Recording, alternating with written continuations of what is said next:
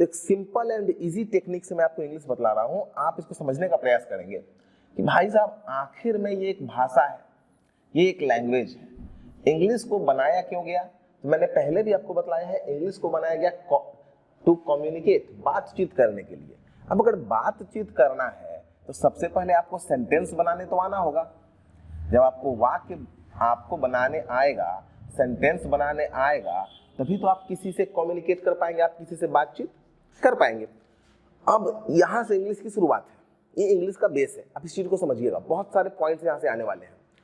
अब अगर आपको सेंटेंस क्रिएट करना है तो आपको आवश्यकता किसकी है? आपको आवश्यकता है एक सब्जेक्ट की, ये सबको यहाँ पे पता होगा, लेकिन इसमें जो ट्विस्ट है उस पर ध्यान देना है। उसके बाद आपको आवश्यकता है वर्ब की, उसके बाद आपको आवश्यकता है ऑब्जेक्ट की। इस चीज को समझिए, 3 चीज इंग्लिश में आपको चाहिए, सब्जेक्ट, वर्ब और ऑब्जेक्ट। आपको साफ साफ यहाँ पे दिख रहा है। इस पॉइंट को नॉर्मल वे में देखा जाए। अब सवाल ये होता है भाई साहब सब्जेक्ट क्या है? वर्ब तो चलो पार्ट्स ऑफ स्पीच में हमने देखा है, नाउन, प्रोनाउन, एडजेक्टिव, वर्ब। भाई साहब इंग्लिश यहीं से ना स्टार्ट हुआ जी, तो नाउन, प्रोनाउन, एडजेक्टिव, वर्ब, चलो वर्ब तो आ गया, बट सब्जेक्ट और ऑब्जेक्ट तो नहीं आया। तो इसका जवाब सिंपल भाषा में ऐसा मिलता है कि सब्जेक्ट क्या है? तो कहा गया नाउन या प्रोनाउन। बात को ध्यान से समझना है। What is subject? नाउन और प्रोनाउन। इंग्लिश में 2 ही चीजें सब्जेक्ट हो सकती हैं, या तो नाउन या प्रोनाउन। और ऑब्जेक्ट क्या है? तो या तो नाउन या प्रोनाउन। 2 ही चीजें ऑब्जेक्ट भी हो सकती हैं, या तो नाउन या प्रोनाउन। ये समझने वाली बात है, बहुत ही इंपॉर्टेंट पॉइंट है। नाउन या प्रोनाउन सब्जेक्ट हो सकता है, नाउन या प्रोनाउन ऑब्जेक्ट हो सकता है। भाई साहब ऐसा कैसे? इसके जवाब पे आपको गौर करना है। इसका आंसर कुछ सिंपल वे में ऐसा दिया गया है कि अगर नाउन या प्रोनाउन वर्ब के पहले आएंगे तो वो सब्जेक्ट का कार्य करेंगे, अगर नाउन या प्रोनाउन वर्ब के बाद आएंगे तो वो ऑब्जेक्ट का कार्य करेंगे। ये समझना है, बहुत इंपॉर्टेंट पॉइंट है, यहाँ पे देखना है। मतलब बेस जिसको माना गया वो कौन है? वर्ब। वर्ब को बेस माना गया। नाउन प्रोनाउन वर्ब के पहले आएंगे तो सब्जेक्ट, नाउन प्रोनाउन वर्ब के बाद आएंगे तो ऑब्जेक्ट। हमारी इंग्लिश की पढ़ाई का बेस वर्ब को ले लिया गया। अब यहां आपको समझना होगा कि आखिर में ये जवाब क्यों लिया गया।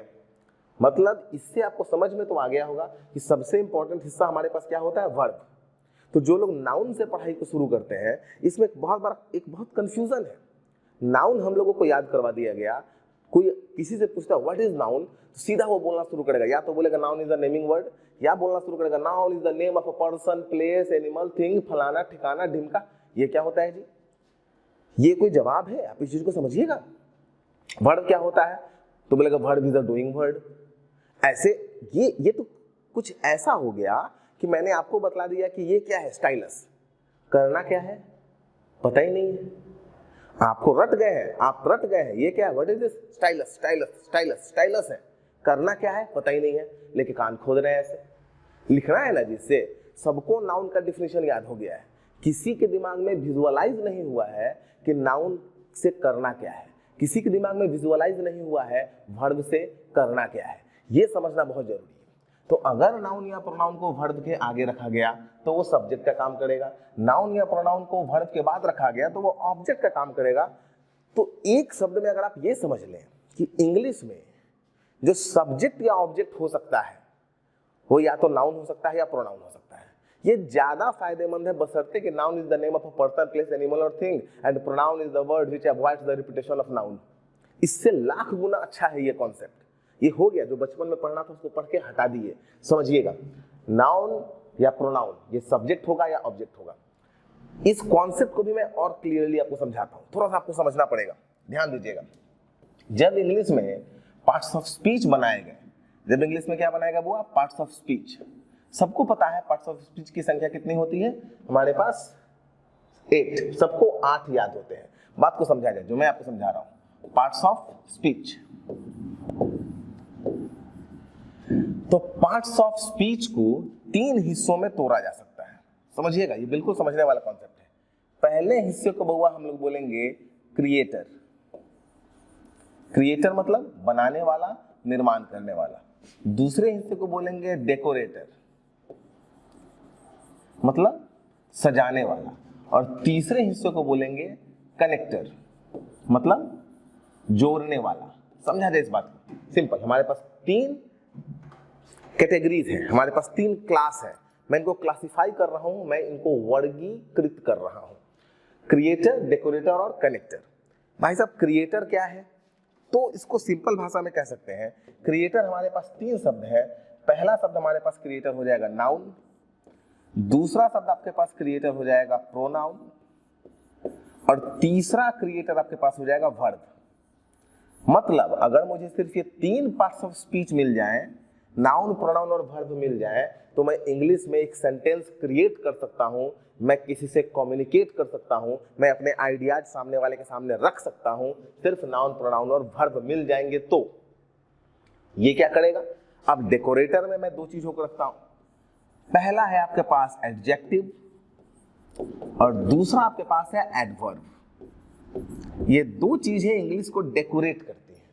डेकोरेशन क्या होता है? जो आपने बोला है उसको और सुंदर बनाना या उसको और खराब बनाना, आइडियाज को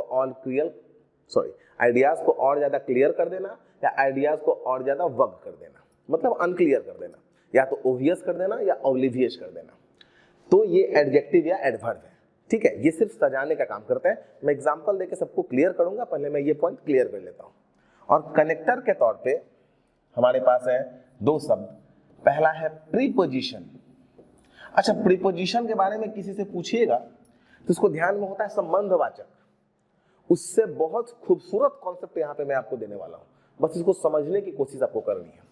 और दूसरा हो गया कंजंक्शन। प्रीपोजिशन और कंजंक्शन ये दोनों कनेक्टर है, ये दोनों चीजों को जोड़ते हैं। अब इसको मैं कॉन्सेप्ट के तौर पे आपको समझाता हूं, आपको बस समझने का प्रयास करना है इसको। ये तीनों कॉन्सेप्ट आए कहां से? आप ऐसा समझिए कि आप एक मकान बना रहे हैं, एक घर बना रहे हैं। तो बउआ घर बनाने में हम लोग को क्या चाहिए? जो चीजें घर बनाने के लिए जरूरी है, जिनके बिना घर नहीं बनेगा, उनको कहेंगे क्रिएटर। आप इसमें ईंट ले सकते हैं, गिट्टी ले सकते हैं, बालू ले सकते हैं, सीमेंट ले सकते हैं, ठीक है, छड़ ले सकते हैं, जो आपका लोहे का सरिया आता है, इनसे घर बनेगा, ये क्रिएटर है। अच्छा, घर तो इनसे बन जाएगा, उसको बिल्कुल घर कहेंगे। क्या किसी घर में पेंट नहीं है या प्लास्टर नहीं है या झूमर नहीं लगा है तो उसको घर नहीं कहेंगे? घर तो कहेंगे ना। घर बन गया। अब जब घर बन गया तो हम लोग घर को क्या करते हैं? डेकोरेट करते हैं। तो डेकोरेशन में पेंट करवाएंगे, झूमर लगाएंगे, फर्नीचर लाएंगे, दैट्स कॉल्ड डेकोरेशन। जब आपका घर बन गया, आपका घर पूरी तरह तैयार हो गया, तब दिमाग में आइडिया होता है कि बगल वाला जमीन भी मिल जाता तो थोड़ा बाउंड्री खिंचवा लेते, कनेक्ट कर देते। Human psychology. तो हमारे पास शब्द है प्रीपोजिशन और कंजंक्शन। तो इंग्लिश के पार्ट्स ऑफ स्पीच को आप ऐसे तोड़ सकते हैं, 4 और 3 7। एक शब्द और बच गया, इंटरजेक्शन। इंटरजेक्शन को मैं यहां पे नहीं रखता हूं। सबको पता है कि इंटरजेक्शन हमारे पास क्या है? Expression showing words. ये हमारे एक्सप्रेशंस को दिखाता है, ये हमारी भावनाओं को दिखाता है। जैसे ओह का इस्तेमाल, अलाश का इस्तेमाल। तो पहले सेंटेंस बनाना सीख लेते हैं, उसके बाद लगभग सबको पता है यहाँ पे कि खुशी में हुर्रा का इस्तेमाल करते हैं, दुख में हुर्रा का इस्तेमाल नहीं करते हैं। ये सबको पता है। ऐसा नहीं कि भाई साहब कहीं कोई गुजर गया जाके बोलेंगे हुर्रा हुर्रा आदमी गुजर गया। ये सबको पता है। तो जो चीज है आपको पता है, उनको पढ़ने का समय नहीं है, उनको बाद में एक बार हम लोग, ठीक है, उसको क्या कहते हैं, पॉलिशिंग कर लेंगे। ठीक है, तो ये समझिएगा, यहाँ पे पार्ट्स ऑफ स्पीच को तीन क्लासेस में क्लासिफाई किया गया। पहला क्लास हमारे पास है क्रिएटर, नाउन, प्रोनाउन, वर्ब, दूसरा डेकोरेटर, तीसरा कनेक्टर। अगर आप इस पॉइंट को ऊपर वाले पॉइंट से मैच कीजिएगा तो मैं सिर्फ इस 3 शब्दों का इस्तेमाल करके वाक्य लिख सकता हूं, और इसी का इस्तेमाल यहाँ पे किया गया। ध्यान से देखिए, noun, pronoun, verb, noun, pronoun, sentence English में क्रिएट हो जाएगा, इंग्लिश में वाक्य बन जाएगा। इससे आसान कोई भाषा ही नहीं है। अगर आप इस दोनों कॉन्सेप्ट को रिलेट कर पा रहे हैं, यहाँ देखिए क्या है, नाउन, प्रोनाउन, वर्ब, यहाँ क्या है, noun, pronoun, verb. Simple, easy, बाल सुलभ भाषा में आप समझ गए होंगे कि नाउन के लिए और प्रोनाउन के लिए एक शब्द आप क्या कह सकते हैं। जो इंग्लिश में सब्जेक्ट ऑब्जेक्ट हो सकता है वो नाउन या प्रोनाउन होगा, और कुछ नहीं होगा। अब पूछने वाला पूछेगा तो जिरंड क्या है, तो इन्फिनिटिव क्या है, तो बोलिएगा चचा नाउन है, बात खत्म। एक शब्द में, बहुत लंबा नहीं जाना है। वर्ब जब नाउन का काम करने लगे, नाउन है, जिरंड नाउन है, डंके की चोट पे कहते हैं जिरंड नाउन है, इन्फिनिटिव नाउन है, क्योंकि सब्जेक्ट जो भी होगा वो नाउन होगा। इवन वर्ब भी अगर सब्जेक्ट बन जाएगा तो वो नाउन होगा। क्योंकि सब्जेक्ट या ऑब्जेक्ट या तो नाउन होगा या प्रोनाउन होगा। वो तो एक कॉम्प्लेक्सिटी है कि वर्ब जब नाउन का काम करने लगेगा, बिल्कुल या तो वो सब्जेक्ट होगा या ऑब्जेक्ट होगा, और क्या होगा। तो सिंपल एंड इजी, आपने इंग्लिश को 3 पैटर्न में, आपने पार्ट्स ऑफ स्पीच को यहाँ पे देखा, हमने पार्ट्स ऑफ स्पीच को 3 कैटेगरीज में यहाँ पे तोड़ दिया। पहला कैटेगरी हमारे पास है क्रिएटर, डेकोरेटर और कनेक्टर। इस पे ध्यान रखना है।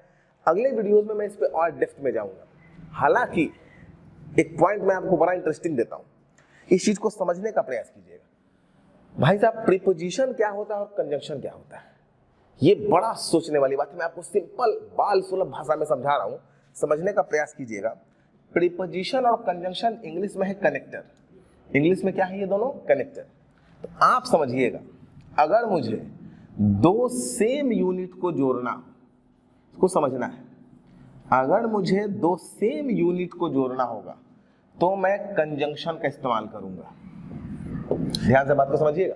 और अगर मुझे 2 डिफरेंट यूनिट को जोड़ना होगा, अगर मुझे 2 डिफरेंट यूनिट को जोड़ना होगा तो मैं प्रीपोजिशन का इस्तेमाल करूंगा। इसको मैं थोड़ा समझाता हूं, इसको मैं थोड़ा सा क्लियर करता हूं, थोड़ा सा इलेबोरेट करता हूं, कंजंक्शन और प्रीपोजिशन को। इसको आप कुछ ऐसे समझ सकते हैं, ध्यान से समझा जाए जो बात मैं आपको बोल रहा हूं। देखिए, राम और यहां पे मैंने लिख दिया श्याम। ध्यान से बात को देखा जाए। अच्छा, आपको भी पता है राम जो है ये एक वर्ड है और श्याम जो है ये भी एक वर्ड है। तो जब वर्ड से वर्ड को जोड़ेंगे तो सेम यूनिट हो गया। तो सेम यूनिट होगा तो हम लोग यहाँ पे क्या लगाएंगे बहुआ? कंजंक्शन। मैंने लगा दिया एंड कंजंक्शन है, साबित करने की आवश्यकता नहीं है क्योंकि सेम यूनिट को जोड़ रहा है। चलिए मैं एक और काम करता हूं, ध्यान से देखा जाए। अगर मैं एक सेंटेंस ऐसा लिखता हूं, आई प्ले, और दूसरा लिख दिया ही स्लिप्स। ध्यान से देखा जाए। अब जरा यूनिट को देखते हैं तो थोड़ा सा ध्यान दीजिएगा। ये जो है इसको एक सेंटेंस कहते हैं। अच्छा, इसको क्लॉज भी कहते हैं। अब ये सेंटेंस भी है और क्लॉज भी है। जो बच्चे क्लास में होंगे उनको तो पता होगा कि कैसे है, बट जिनको नहीं पता होगा वो लोग मैसेज कर सकते हैं, कमेंट कर सकते हैं। तो मैं फ्रेज और क्लॉज पे भी एक वीडियो डालूंगा। ये बहुत बेस है, इसको जानना पड़ेगा। इसको नहीं जानेंगे तो काम नहीं चलेगा, ठीक है। तो सबसे पहले ये एक सेंटेंस भी है या क्लॉज भी इसको कह सकते हैं। कैसे कहेंगे ये आपको पता होगा, नहीं पता होगा तो आप वहां कमेंट कीजिएगा, मैं इस पे एक वीडियो बना दूंगा। और ही स्लिप्स जो है बउआ जी, ही स्लिप्स, ये भी सेंटेंस भी है और साथ में क्लॉज भी है, मतलब सेम यूनिट हो गया। तो सेम यूनिट हो गया तो आप यहाँ पे बट भी लगा सकते हैं। बट क्या है? कंजंक्शन है, क्योंकि सेम यूनिट को जोड़ रहे हैं। जब भी 2 सेम यूनिट को आपस में जोड़ेंगे तो जो शब्द लगेगा वो क्या है? कंजंक्शन। बात को समझिएगा। जब भी 2 सेम यूनिट को आपस में जोड़ेंगे तो जो शब्द लगेगा वो क्या है? कंजंक्शन। अब मैं थोड़ी सी और आपकी मदद यहाँ पे कर देता हूँ। मैं यहाँ पे, ठीक है, यहाँ पे पार्टीशन करता हूँ और समझिएगा। मैंने एक सेंटेंस लिखा, ही प्लेज। ध्यान से देखा जाएगा, ही प्लेज। आपको भी पता है ये सेंटेंस भी है और क्लॉज भी है। इसको सेंटेंस भी कहा जा सकता है और क्लॉज भी कहा जा सकता है, कोई दिक्कत नहीं है, ठीक है। अब मैं यहाँ पे एक वर्ड लिख देता हूँ, राम।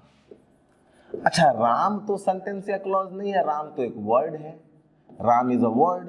सेंटेंस या क्लॉज होने के लिए वर्ब का होना बहुत जरूरी है, ठीक है। तो ये तो भाई साहब डिफरेंट यूनिट हो गया ना। यहाँ पे देखिए, डिफरेंट यूनिट। सेंटेंस को हमको वर्ड से जोड़ना है, तो अगर मैं यहाँ पे एक वर्ड लगा देता हूं जो इंग्लिश में कंफर्टेबल वर्ड है, with, he plays with Ram, तो देखिए वाक्य बन गया, सेंटेंस क्रिएट हो गया। तो ये जो विद है ये क्या हो गया बाबा जी? प्रीपोजिशन। ध्यान से देखिए, मैंने आपको सिंपल भाषा में क्या कहा था कि जो सेम यूनिट को, जैसे क्लॉज को क्लॉज से, सेंटेंस को सेंटेंस से, वर्ड को वर्ड से, सेम यूनिट को जोड़ेगा वो कंजंक्शन है। और जो क्लॉज से वर्ड को जोड़ दिया, डिफरेंट यूनिट को जोड़ेगा, वो क्या है? प्रीपोजिशन है। अभी रुकिए, कहानी अभी बाकी है, बहुत बड़ा ट्विस्ट अभी बाकी है। मैं आपको एक सेंटेंस देता हूं, इस सेंटेंस को ध्यान से देखा जाए, ठीक है। आई हैव अ पेन इस वाक्य को देखिए, ये बोल रहा है मेरे पास एक कलम है, मेरे पास एक पेन है, ठीक है, ध्यान से देखा जाएगा। मतलब इसमें सब्जेक्ट कौन है भाई साहब, तो सब्जेक्ट इसमें है आई, प्रोनाउन है, हैव क्या है, वर्ब है, और अब पेन क्या है, ऑब्जेक्ट है, ये भी नाउन है, ठीक है। ए तो आर्टिकल है, आर्टिकल एडजेक्टिव के अंतर्गत आते हैं। आई हैव अ पेन, मेरे पास कलम है, ये पूरा सेंटेंस एक पूरा वाक्य है। उसी तरीका से अगर मैं एक और वाक्य लिखता हूं, ध्यान से देखा जाएगा सेंटेंस को, बहुत इंपॉर्टेंट सेंटेंस है बउआ। अगर मैं एक वाक्य लिखता हूं, आई हैव नथिंग, मेरे पास कुछ नहीं है, आई हैव नथिंग, आप मैच कर लीजिए, इसमें जो आई है ये सब्जेक्ट है, जो हैव है वो वर्ब है, और जो नथिंग है वो क्या है, ऑब्जेक्ट है। नथिंग मतलब कुछ नहीं, ऑब्जेक्ट है, नाउन है, ठीक है। ये एक सेंटेंस है। अब यहाँ पे ध्यान से देखिएगा, मैं एक सेंटेंस यहाँ लिख देता हूं, मैं एक वर्ड यहाँ पे लिखता हूं, ऑनेस्टी, मैंने एक वर्ड लिख दिया ऑनेस्टी, ध्यान से देखा जाएगा, दिख रहा नहीं दिख रहा है, ध्यान से देखिएगा, बड़ा इंपॉर्टेंट है वो देखना है। आई हैव नथिंग और मैंने एक वर्ड लिख दिया यहाँ पे ऑनेस्टी, ये सेंटेंस है, ये वर्ड है, ये सेंटेंस है, ये वर्ड है, ठीक है। इसको या तो सेंटेंस भी बोल सकते हैं या क्लॉज भी बोल सकते हैं। क्या बोल सकते हैं बुआ जी, इसको सेंटेंस भी बोल सकते हैं और क्लॉज भी बोल सकते हैं। अगर आपको बहुत कंफ्यूजन होगा तो भी आप इसको सेंटेंस ही बोलिए, क्लॉज जब मैं समझा दूंगा तो आप समझ जाएंगे, बहुत आसान चीज होती है। सेंटेंस या क्लॉज को मुझे एक वर्ड से जोड़ना है, और मैंने यहाँ पे एक शब्द लगा दिया बट, इसका जरा अर्थ देखिए, I have nothing but honesty, और एकदम सही सेंटेंस है ये। मतलब मेरे पास ईमानदारी के अलावा कुछ नहीं है, मेरे पास ईमानदारी के अलावा कुछ नहीं है। सेंटेंस से मैंने वर्ड को जोड़ दिया, और आपको पता है कि दो डिफरेंट यूनिट को जोड़ेंगे तो किसका इस्तेमाल करते हैं, प्रीपोजिशन का। ये जो बट है ये क्या है, प्रीपोजिशन है। 2 मिनट के पहले ये बट यहाँ पे क्या था, कंजंक्शन था, ये आपको समझना है, और ये इंग्लिश की क्वालिटी है, ये आपको समझना है। 2 मिनट पहले ये बट कंजंक्शन था, 2 मिनट बाद ये बट यहाँ पे प्रीपोजिशन है, ये खूबसूरती है इंग्लिश की, इस चीज को आपको समझना होगा। जो लोग याद कर लेते हैं बट कंजंक्शन है, यहाँ फंस जाएंगे। अगर आप इंग्लिश के बेस को नहीं समझेंगे आप फंस जाएंगे। अगर आप इंग्लिश के बेसिक पैटर्न, बेसिक सिद्धांतों को, बेसिक प्रिंसिपल्स को नहीं समझेंगे आप फंस जाएंगे। आपको समझना होगा इंग्लिश बना कैसे है, रटने से काम चलने वाला नहीं है। रट गए एंड और बट, ये सारे कंजंक्शन है, तो यहाँ पे ये बट प्रीपोजिशन कैसे है, बहुत ही इंपॉर्टेंट है। इसीलिए मैं कहता हूं बेस पे ध्यान दीजिए। क्यों? क्योंकि अब जिस व्यक्ति ने ये कॉन्सेप्ट पढ़ा हुआ है, ये कॉन्सेप्ट जिस व्यक्ति ने पढ़ा हुआ है कि कनेक्टर 2 होते हैं, कनेक्टर, मुझे शब्दों से मतलब नहीं है बट है कि एंड है कि ऑन है, मुझे मतलब है कनेक्टर 2 होते हैं। अगर सेम यूनिट को जोड़ेगा जो भी शब्द होगा वो कंजंक्शन होगा, अगर डिफरेंट यूनिट को जोड़े होगा जो शब्द होगा मुझे उससे मतलब नहीं है, डिफरेंट यूनिट को जोड़ेगा प्रीपोजिशन होगा। बट प्रीपोजिशन भी है, कंजंक्शन भी है। बट का इस्तेमाल सेम यूनिट को जोड़ने में करेंगे, क्या है, कंजंक्शन। डिफरेंट यूनिट को जोड़ने में करेंगे, क्या है, प्रीपोजिशन। भाई साहब अब ये कैसे है, अब ये कैसे है? अगर किसी बच्चे को पढ़ा रहे हैं तो आप उसके लिए टीचर हैं, अगर आप किसी से पढ़ रहे हैं तो आप स्टूडेंट हैं। तो व्यक्ति तो वही है, बट जब उसका जगह बदलता है तो उसका नाम भी बदल जाता है। यही कॉन्सेप्ट इंग्लिश के पास है। बट कंजंक्शन भी है, बट प्रीपोजिशन भी है, ये एक वर्ड नहीं है, इसका ये ऐसे कई वर्ड है इंग्लिश में। तो आपको ऐसे इंग्लिश को पढ़ना होगा, वो रटने से कि कंजंक्शन क्या होता है, प्रीपोजिशन क्या होता है, ये रटने से काम चलने वाला नहीं है। आपके इनकी यूटिलाइजेशन को पढ़ना होगा, तब जाके कॉन्सेप्ट काम करेगा।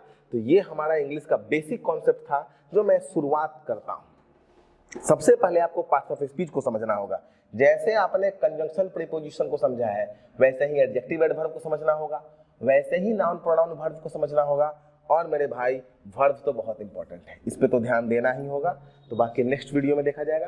तब तक के लिए धन्यवाद, शुभ रात्रि, गुड बाय।